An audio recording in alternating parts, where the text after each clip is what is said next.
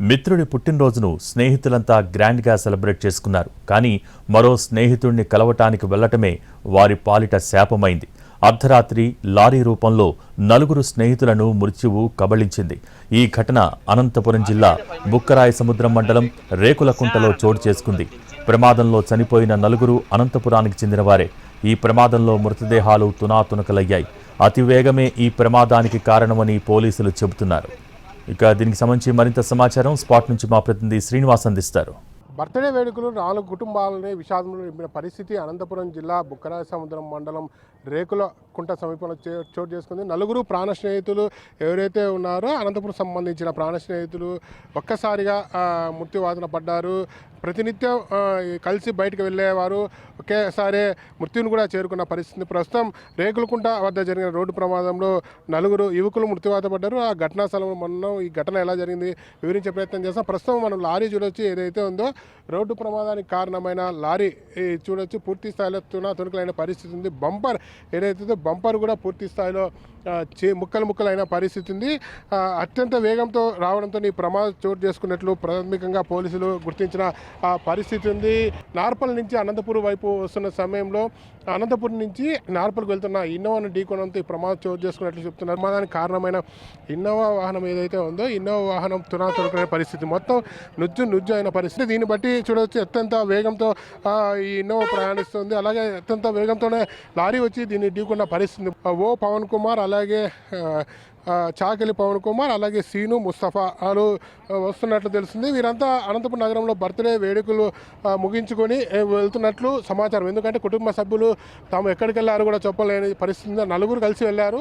నలుగురు ఎక్కడికి వెళ్ళినా ఒకే కలిసి వెళ్తారని చెప్పి చెప్తున్న పరిస్థితి ఉంది. నలుగురు కలిసి వెళ్ళిన సమయంలోనే ఈ ఘటన జరిగిందని చెప్తున్నారు. బర్త్డే వేడుకలు అనంతపురం నిర్వహించుకొని నార్పల వైపుకు ఎందుకు వచ్చారన్న కోణంలో కూడా పూర్తి స్థాయిలో పోలీసులు దర్యాప్తు చేస్తున్న పరిస్థితి.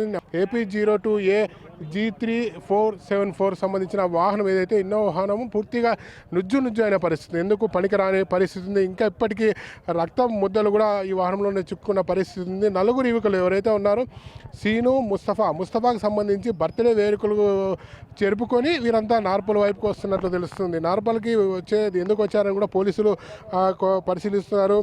కొద్దిసేపు క్రితం అనంతపురం జిల్లా SP జగదీష్ కూడా ఈ ఘటన జరిగిన ప్రాంతాన్ని పరిశీలించాడు. ఎలా జరిగింది, ఈ వాహనం ఎక్కడి నుంచి ఎక్కడికి వెళ్తుందని కూడా ఆరా తీసిన పరిస్థితి. లారీ అలాగే ఎన్నో వాహనాలు ఎంత స్పీడ్తో వస్తున్నాయి కూడా గుర్తించే పనిలో నిమగ్నమైనారు పోలీసులు. RTO అధికారులను కూడా పిలిపించి పూర్తి స్థాయి ప్రమాదానికి గల కారణం ఏమి, ఎవరి తప్పు అనేది కూడా విశ్లేషించే పనిలో పోలీసులు నిమగ్నమైన పరిస్థితి ఉంది. ఎన్నో వాహనం మొత్తం నుజ్జు పడిపోయిన పరిస్థితి ఉంది. డ్రైవర్ సీట్లో ఈ నలుగురు ఎవరైతే ఉన్నారో, డ్రైవరు కూడా సీను ఎవరైతే ఉన్నారో అతను కూడా మొత్తం నలుగురు స్నేహితులని ఇంటి పక్కనే ఉండేవారని స్టాలిన్ నగర్లో చెప్తున్న పరిస్థితి ఉంది. మొత్తం ఘటనకు సంబంధించి పోలీసులు అయితే విచారణకు ఆదేశించారు.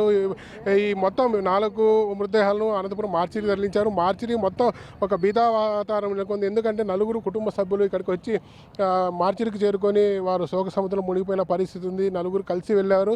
మృత్యు కూడా నలుగురిని కలిసి కబలించిందని చెప్పి వారు ఆవేదన వ్యక్తం చేస్తున్న పరిస్థితి. ఓ పవన్ MBA పూర్తి చేశాడు, ఉద్యోగం వచ్చి 4 రోజులు అవుతుందని, ఇంకా జీతం కూడా తీసుకోవాలని వాళ్ళ కుటుంబ సభ్యులు చెప్తున్న పరిస్థితి కలిసి వేస్తుంది. అత్యంత ప్రమాదకరం మలుపుగా భావించి రేకులకుంట సమీపంలోని ఈ రహదారిలో తరచూ రోడ్డు ప్రమాదాలు జరుగుతున్నాయని కూడా స్థానికులు చెప్తున్న పరిస్థితి ఉంది. ఇది ఇవాళ అనంతపురం జిల్లాలో జరిగిన ఘోర రోడ్డు ప్రమాదం సంబంధించిన updates. Cameraman Sudarshan, Srinivas, NTV.